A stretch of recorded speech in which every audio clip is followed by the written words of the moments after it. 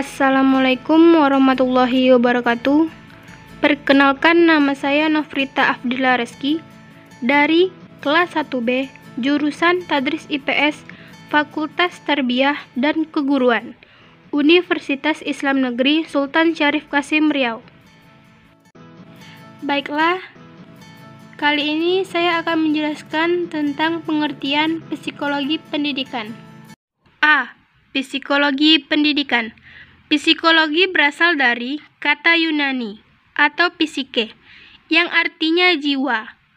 Logos berarti ilmu pengetahuan. Jadi, secara etimologi, psikologi berarti ilmu yang mempelajari tentang jiwa, baik mengenai gejalanya, prosesnya, maupun latar belakangnya. Landasan psikologis pendidikan adalah suatu landasan dalam proses pendidikan yang membahas berbagai informasi tentang kehidupan manusia pada umumnya, serta gejala-gejala yang berkaitan dengan aspek pribadi manusia pada setiap tahapan usia perkembangan tertentu, untuk mengenali dan menyikapi manusia sesuai dengan tahapan usia perkembangannya, yang bertujuan untuk memudahkan proses pendidikan. B. Kegunaan psikologi pendidikan. 1. Memberikan pengajaran dan pelajaran terhadap peserta didik sesuai dengan perkembangan jiwa mereka. 2. Mengenal dan memahami keberadaan setiap peserta didik secara utuh, baik secara individual maupun kelompok. 3. Memperlakukan peserta didik sesuai dengan keadaan jiwa yang dialaminya. 4. Membantu peserta didik dalam mengatasi masalah pribadi yang dihadapinya. 5. Mewujudkan tindakan psikologi yang tepat dalam belajar mengajar. C. Bentuk-bentuk psikologi pendidikan. Ada 3 bentuk psikologi pendidikan, yaitu 1. Psikologi perkembangan. Di dalam psikologi perkembangan ada 3 teori, yaitu A. Pendekatan tahapan, B. Pendekatan diferensial, C. Pendekatan ipsatif. 2. Psikologi pembelajaran. Menurut Pidarta 2007-2006, belajar adalah perubahan sikap yang relatif permanen sebagai hasil pengalaman, bukan hasil perkembangan, pengaruh obat, atau kecelakaan, dan bisa melaksanakannya pada pengetahuan lain, serta dapat mengomunikasikannya kepada orang lain. 3. Psikologi sosial.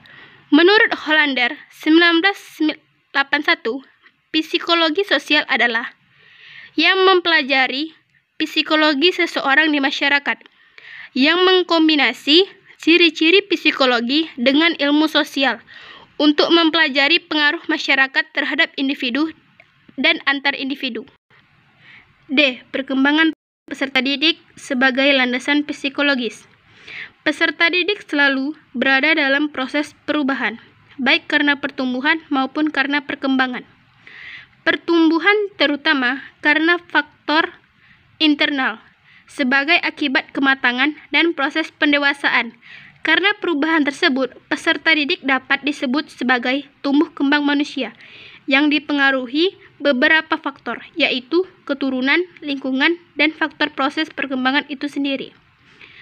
Pemahaman akan tumbuh kembang manusia itu sangat penting sebagai faktor bekal dasar untuk memahami peserta didik, untuk menentukan keputusan dan tindakan dalam membantu proses tumbuh kembang itu secara efektif dan efisien. Salah satu aspek dari pengembangan manusia seutuhnya adalah yang berkaitan dengan pengembangan kepribadian, utamanya agar dapat diwujudkan kepribadian yang mantap dan mandiri, meskipun terdapat variasi pendapat, namun dapat dikemukakan beberapa prinsip pengembangan kepribadian. E. Penerapan landasan psikologis dalam pendidikan Indonesia saat ini. Mengenai penerapan landasan psikologis dalam pendidikan Indonesia saat ini nampaknya sudah menunjukkan hal yang menggembirakan. Kurikulum pendidikan Indonesia yang terbaru saat ini, yang sedang dipandang gencar dilaksanakan ialah kurikulum 2013. Ternyata banyak aspek yang pada akhirnya telah mencapai masa pelaksanaannya, yang disambut dengan beragam respon dari berbagai kalangan. Respon yang diberikan adalah respon positif, yang mendukung kurikulum 2013 tersebut karena dinilai banyak memiliki sisi positif dalam pengembangan peserta didik untuk dapat menjadi insan kreatif, aktif, produktif, dan berkarakter. F. Guna calon guru mempelajari ilmu psikologi pendidikan.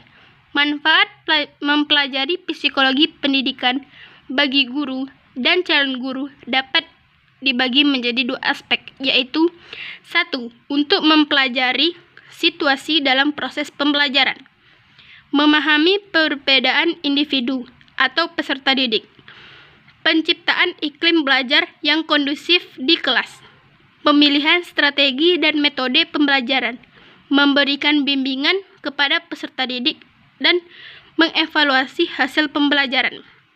2. Penerapan prinsip-prinsip belajar mengajar, menetapkan tujuan pembelajaran, penggunaan media pembelajaran, dan penyusunan jadwal pelajaran. Berdasarkan uraian tersebut, dapat disimpulkan bahwa secara keseluruhan psikologi pendidikan berperan dalam membantu guru untuk merencanakan, mengatur, dan mengevaluasi kegiatan belajar mengajar di sekolah. Baiklah, hanya itu yang dapat saya sampaikan. Semoga teman-teman bisa mengerti dan bisa memahami apa yang saya sampaikan tadi. Lebih dan kurang saya mohon maaf. Assalamualaikum warahmatullahi wabarakatuh.